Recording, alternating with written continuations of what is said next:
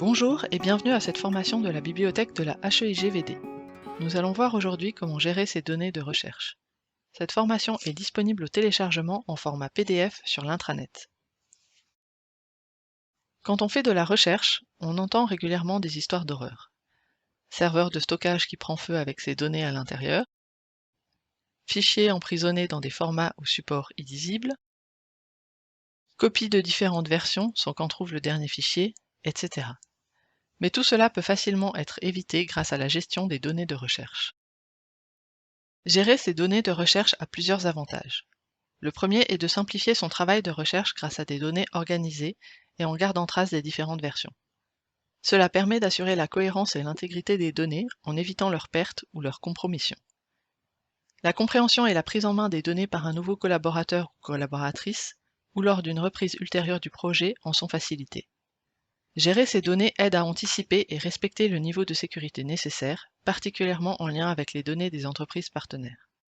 Enfin, cette gestion facilitera le partage et la réutilisation des données par d'autres chercheurs selon les principes de l'Open Science. Les données de recherche vont être collectées ou produites durant le projet de recherche. On va réutiliser des données existantes ou bien les collecter par sondage, test, entretien, etc. On va aussi les produire en utilisant des données de simulation ou des données dérivées de données existantes. Les données sont hétérogènes, elles varient de nature, type, format, volume, etc. et en cela dépendent fortement du projet ou de la discipline. On va distinguer les données brutes des données traitées. Les premières n'ont pas été modifiées depuis l'acquisition, tandis que les secondes sont des données brutes auxquelles on a appliqué un traitement. Les données existent dans tout projet et doivent être gérées. Les bailleurs de fonds demandent des Data Management Plans, ou plans de gestion de données, pour que les chercheurs présentent brièvement et dans les grandes lignes leur politique de gestion des données. Dans les faits, au niveau suisse, le FNS l'a rendu obligatoire depuis 2017. De même, tout travail de recherche financé par Horizon 2020 ou Horizon Europe fait partie par défaut de l'Open Research Data Pilot. Ce projet a pour but d'ouvrir avec le moins de restrictions possible les données de recherche générées dans le cadre de H2020 ou Horizon Europe, tout en protégeant les données sensibles d'accès inapproprié. Outre les bailleurs de fonds, les éditeurs scientifiques ont aussi des demandes concernant la gestion des données. PLOS exige par exemple d'avoir les données nécessaires pour répliquer les résultats d'une étude publiée chez eux. Si des questions légales ou éthiques entraînent une restriction dans le partage des données, il faut tout de même indiquer de quelle manière on peut requérir un accès aux données. Ces exigences formelles s'accompagnent d'un cadre légal, en premier lieu celui de la LHEV, la loi sur les hautes écoles vaudoises. Cette loi règle notamment la question des droits d'auteur. On peut également citer les différentes lois sur la protection des données au niveau cantonal, national et européen. Les données sensibles, incluant des détails personnels relevant de la sphère intime, tombent par exemple sous le coup de plusieurs lois et règlements. L'idée qui sous-tend la gestion des données de recherche est de suivre les données tout au long de leur cycle de vie. La création, l'organisation, la préservation, la publication, la réutilisation, en commençant par le début, c'est-à-dire la planification. Cela signifie notamment qu'il faut savoir organiser les données lors de la collecte, le faire de manière sécuritaire, en pensant à utiliser les meilleures méthodes de préservation et au final les partager de façon éthique. Nous allons commencer par réfléchir sur la notion de planification. De votre côté, avez-vous pris le temps de planifier votre gestion? Avez-vous documenté votre travail? Y a-t-il une personne responsable des données? Avez-vous déjà eu le sentiment qu'il aurait fallu y penser avant? Si vous avez répondu non à l'une de ces questions, c'est le signe que votre planification n'est pas aboutie. Pourtant, planifier permet de gagner du temps par la suite. Savez-vous comment se nomme le document qui prépare l'organisation, le partage, la réutilisation et la pérennisation des données? Le consensus de partage des données? Le Data Management Plan? Ou aucune de ces réponses? C'est effectivement le Data Management Plan ou DMP. Nous allons maintenant voir succinctement à quoi sert un DMP.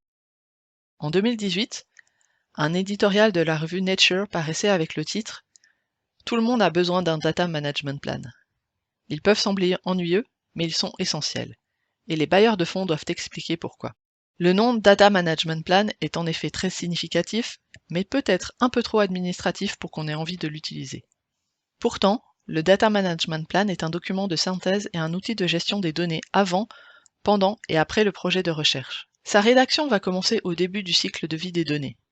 Il est souvent demandé lors d'une demande de financement, mais il peut être utile dans tous les cas, car il va être mis à jour tout au long du projet. Il va vous permettre d'amorcer une réflexion sur vos pratiques et de planifier et d'anticiper certaines problématiques, par exemple en termes de sécurité ou de ressources de stockage nécessaires. Le but final est de vous amener à réfléchir sur la manière d'organiser vos données pendant et après la recherche, afin de vous préparer en conséquence. Vous voyez ici un exemple de DMP. Il s'agit de celui demandé par le FNS et pour lequel il faut répondre à 12 questions. Il sera au stade d'ébauche lors de la soumission du projet et on rendra une version définitive à la fin. Un DMP peut tout à fait tenir sur 1 à 2 pages. Ce n'est pas forcément un rapport long et épais à écrire. Après avoir planifié, on passe à la collecte et ou à la création des données. Et là, c'est clairement votre domaine. Si vous réutilisez des données, avez-vous veillé à contrôler l'intégrité des données ou la lisibilité des fichiers? Y a-t-il de la documentation pour les comprendre? Si vous collectez les données, comment allez-vous les transcrire ou contrôler leur état? Il est essentiel lors de la collecte ou de la création des données de veiller à ce qu'aucun traitement, conservation ou transmission ne les altère accidentellement. Elles doivent conserver un format permettant leur utilisation. L'intégrité des données comprend 4 éléments: l'intégralité, la précision, l'exactitude ou l'authenticité et la validité. Il faut donc prévoir des protocoles de test, de validité, etc. Si plusieurs personnes collectent, il faut également qu'elles le fassent d'une manière similaire. Idéalement, il faudrait choisir des formats ouverts et normalisés, mais bien entendu, vous serez parfois dépendant des logiciels ou machines utilisées. Vous trouverez ici quelques indications sur les types de formats recommandés. L'étape suivante, ou plutôt parallèle, c'est l'organisation. Une nouvelle fois, si vos réponses sont négatives à l'une ou l'autre de ces questions, c'est qu'il est temps de réfléchir à votre gestion. Organiser vos données demande un investissement initial, mais qui sera vite récompensé. Cela permet de se concentrer sur la meilleure partie, à savoir la recherche. On peut par exemple utiliser une hiérarchie simple et logique, avec des dossiers qui vont du général au spécifique pour classer ces données. Il faut toujours penser à séparer les données de la documentation. Nous vous proposons sur l'intranet une arborescence type à adapter à chaque projet de recherche. Vous avez d'un côté le fichier explicatif et de l'autre les dossiers à télécharger sous format compressé. Il est également important de penser à utiliser des conventions de nommage pour vos dossiers et fichiers, pour avoir des noms clairs et compréhensibles sans ouvrir le dossier. Un identifiant court et unique devrait pouvoir résumer le contenu. Là aussi, nous vous proposons un document avec des conseils pour structurer et nommer vos fichiers. Il est disponible au téléchargement sur l'intranet. En parallèle de l'organisation de ces données, il convient de bien les documenter. Savez-vous quel document est utile pour documenter ces données de recherche? Le dictionnaire de données, les métadonnées, un fichier README ou toutes ces réponses? Toutes ces réponses sont effectivement justes. Le dictionnaire des données est un document utilisé dans certaines disciplines. Il va décrire les données de référence, les variables, et permet d'avoir un vocabulaire commun. Cela augmente la cohérence des données, notamment quand plusieurs personnes travaillent sur un projet. Nous avons ensuite les métadonnées. La métadonnée est une donnée qui caractérise une autre donnée. On va utiliser des métadonnées standardisées pour que le plus grand nombre puisse les comprendre. Le grand géant du meuble suédois propose par exemple des plans de montage qui soient le plus universels possible, sans jamais utiliser de langue. Ils peuvent ainsi être compris dans le monde entier. Les caractéristiques principales d'une métadonnée sont de suivre un schéma, d'être lisible par une machine et de permettre le moissonnage et l'interopérabilité entre les machines. Il n'existe pas un standard universel de métadonnées, mais des standards de métadonnées. Vous voyez ici les métadonnées d'un fichier Word. Voici un autre exemple dans lequel on trouve des métadonnées, une fiche SAGEX pour les projets de recherche. Le schéma de métadonnées DataSite est une liste de propriétés de métadonnées de base, choisies pour une identification précise et cohérente d'une ressource. Certains standards sont génériques, par exemple le Dublin Core 10, alors que d'autres standards sont spécifiques à une discipline de recherche. Vous trouverez différents répertoires listant des schémas de métadonnées. Les métadonnées incluent les fichiers d'accompagnement comme un fichier README. À la différence des métadonnées, le fichier README ne sera pas lisible par une machine. Un fichier README va être placé dans chaque dossier et va décrire l'organisation, les règles de nommage, donner les noms de contact, etc. Il pourra aussi être utilisé pour décrire le contenu d'un fichier particulier. Description de la méthodologie pour obtenir les données, licence de partage, et plus encore. Vous trouverez nombre de modèles de fichiers README sur Internet. Nous vous donnons ici 2 exemples. Nous vous proposons aussi sur l'intranet une note explicative sur le contenu d'un fichier README, ainsi qu'un modèle en français. Attention! N'oubliez pas que tout n'est pas donné. À moins que vous ne travailliez sur le texte d'un article, vos références bibliographiques ne sont pas à proprement parler des données de votre projet de recherche. Le code est quant à lui souvent une donnée de recherche, mais il sera en général géré avec un logiciel de gestion de version. Pour connaître les astuces concrètes pour organiser vos données, je vous invite à suivre la formation « Organiser les données ». Le projet de recherche a maintenant un bon rythme de croisière. Il faut veiller à sauvegarder et préserver ces données. Savez-vous quelle sauvegarde est mise en place, par exemple sur les serveurs de l'école ou Switch Drive? Si vous perdez un fichier, comment le récupérer? Une fois votre projet fini, combien de temps prévoyez-vous de garder les données de recherche? Concernant le stockage de vos données, nous vous conseillons de privilégier les infrastructures institutionnelles. Vous trouverez ici un lien vers les solutions informatiques proposées par le service informatique de l'école.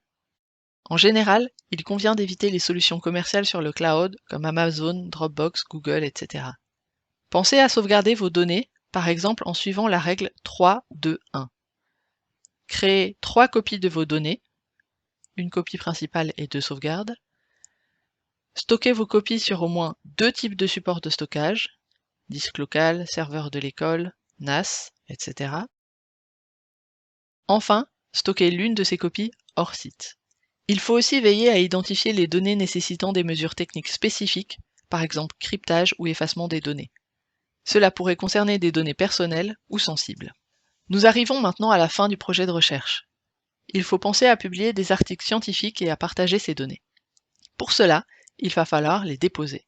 Un dépôt de données de recherche va permettre d'archiver les sets de données et leurs descriptions, les métadonnées, mais il faut auparavant les vérifier et les mettre en ordre. Il est en effet inutile de publier et partager une donnée si on ne peut pas la réutiliser. Savez-vous quelle plateforme permet la diffusion de données de recherche? Zenodo? Dropbox? Votre compte Switch Drive? Ou toutes ces réponses? Si vous avez répondu à, vous avez tout bon! Le dépôt de données de recherche est l'endroit où l'on va mettre ces données. En général, ce dépôt permet d'obtenir un DOI. Attention, il est utilisé pour le partage public à la fin du projet et pas pendant la recherche au sein de l'équipe. Le dépôt de données de recherche qu'on va choisir sera faire et non commercial. Il faudra également réfléchir au type de licence à utiliser pour que le partage puisse se faire dans les meilleures conditions. Vous voyez ici l'exemple d'un set de données déposé sur le dépôt Zenodo. On retrouve le titre et les auteurs du projet, un résumé de ce qu'on va trouver comme données, le bailleur de fonds, mais aussi un DOI, des mots-clés, l'endroit où on peut trouver un article scientifique lié aux données, et enfin la licence utilisée pour le partage. Et puis, bien entendu, on trouve les données à télécharger. Elles sont ici réparties dans différents dossiers, et on voit qu'un fichier README les accompagne. Choisir un dépôt FAIR, c'est en fait adopter des principes FAIR pour ces données et faire en sorte qu'elles soient faciles à trouver. On va utiliser des identifiants uniques et pérennes pour les données, ainsi que des métadonnées pour les décrire. Les données vont être accessibles par leur identifiant via des protocoles de communication standardisés, et les métadonnées resteront accessibles même quand les données ne le sont pas ou plus. Les données sont également interopérables. Données et métadonnées utilisent un langage de description formel et partagé, et incluent des liens pérennes vers d'autres métadonnées. Enfin, elles sont réutilisables. Données et métadonnées sont publiées avec une licence explicite et accessible. Elles sont toujours associées à leur source et correspondent aux standards des communautés indiquées. Si vous voulez vérifier que vos données de recherche sont FAIR, vous pouvez utiliser FAIRaware. C'est un outil en ligne visant à aider chercheurs et gestionnaires de données à évaluer leur connaissance des bonnes pratiques pour rendre leurs jeux de données FAIR avant de les déposer dans un entrepôt de données. Cet outil comporte 10 questions, chacune étant enrichie d'informations supplémentaires et de conseils pratiques. Les utilisateurs qui parcourront le questionnaire en ayant en tête un exemple de jeu de données pourront ainsi mieux comprendre les principes FAIR. Cet outil a été développé dans sa version française par l'URFIST de Paris. Pour trouver un dépôt, vous pouvez utiliser le répertoire re3data.org. On peut chercher un dépôt FAIR et non commercial selon plusieurs critères de sélection. Exigences des bailleurs de fonds, coût, pérennité, facilité d'utilisation, visibilité, citation, label qualité, modalité d'accès, format accepté, etc. Il existe 3 types de dépôts. Le dépôt disciplinaire, spécialisé dans un domaine de recherche, par exemple Dryad pour les sciences naturelles ou Dash pour les sciences humaines. Le dépôt générique, capable d'accepter des données de tous les domaines de recherche et donc de tout type, comme Zenodo, développé par le CERN, ou le dépôt SwissUBase, dépôt national en cours de déploiement. Et enfin, le dépôt institutionnel appartenant à une institution. Il n'y en a pas encore pour la HEIGVD ou la HESSO. Vous voyez ici la fiche de Zenodo, tel qu'il est décrit sur re3data. Vous avez compris qu'il était important de partager et publier ces données. Au cours de la recherche, on va décider de diffuser ces résultats, par exemple en publiant un article en Green ou Gold Open Access. On peut aussi publier ces données dans un dépôt, et il est important de garder une chose à l'esprit. On demande l'ouverture des données qui sous-tendent les publications et pas forcément toutes les données. Il faut avoir ce leitmotiv en tête. Aussi ouvert que possible, aussi fermé que nécessaire. On utilisera des licences pour définir l'usage des données, mais aussi pour en restreindre l'accès. Et on ne rendra pas publiques les données personnelles ou sensibles, les données d'entreprise, ou bien les données nécessaires à la poursuite du projet et ou sa commercialisation. Enfin, tout cela sera dépendant du projet éventuel d'exploiter sa recherche en publiant un brevet.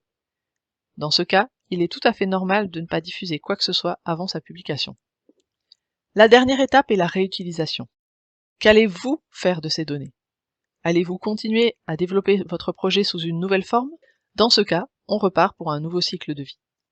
Vous savez qu'on perçoit de plus en plus l'importance des données de recherche et de la nécessité à améliorer et développer le partage de ces données. N'oubliez pas que ce partage va augmenter votre visibilité de chercheuse et chercheurs et donc augmenter votre impact. Les données vous accompagnent durant tout le projet de recherche et plus vous anticiperez les questions qui vont se poser, plus votre travail sera facilité. Nous arrivons au terme de cette session. D'autres formations sont disponibles. Vous trouverez plus d'infos à ce sujet sur l'intranet. Je vous remercie de votre attention. N'hésitez pas à nous contacter si vous avez des questions ou que vous avez besoin d'un soutien sur un outil ou site web spécifique. Je vous rappelle que cette formation est téléchargeable. Elle est accompagnée d'une courte bibliographie et surtout de ressources pratiques si vous souhaitez approfondir le sujet.